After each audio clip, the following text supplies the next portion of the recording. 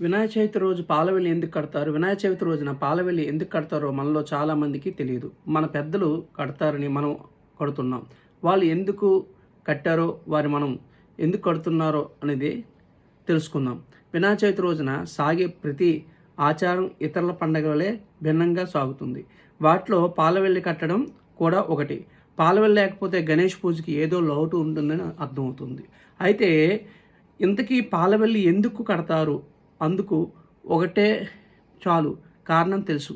అయితే అనంత విశ్వాసంలో భూమి అణువుగా, ఆ భూమి మీద నిలబడే పైకి చూసే సూర్యుడు తలకిందల నక్షత్రాలకి చూస్తే సూర్యుడు తలకింద నక్షత్రాలు కూర్చొని కనిపిస్తాయి. ఒక పాల సముద్రం తలపిస్తాయి. అందుకే వాటిని పాలపుంత లేదా పాలవెల్లి అని అంటాం. ఆ పాలవెల్లి సంకేతంగా ఒక చతురస్రాకారం కడతారు. అయితే గణేశుని పూజ అంటే ప్రకృతి ఆరాధన లేదా ప్రకృతిలో సృష్టి స్థితి లయ, ఈ మూడు స్థితులు కనిపిస్తాయి.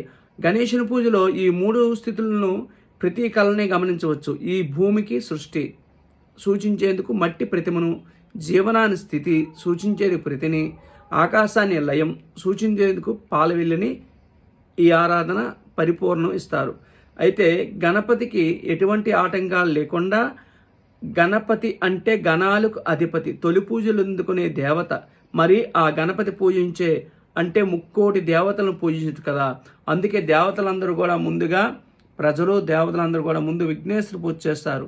అందుకే మట్టి వినాయకుని పూజ కార్యక్రమం జరిపించుకోవాలి. ఓం ఏకదంతాయ విద్మహే వక్రతుండాయ ధీమహి తన్నో గణాది ప్రచోదయాత్. ఓం గం గణపతే నమః. అందరికీ వినాయక శుభాకాంక్షలు. అందరూ కూడా భక్తి శ్రద్ధలతో వినాయక నవరాత్రులు జయప్రదం చేస్తారని కూర్చున్నాం. మీ రవిశర్మ.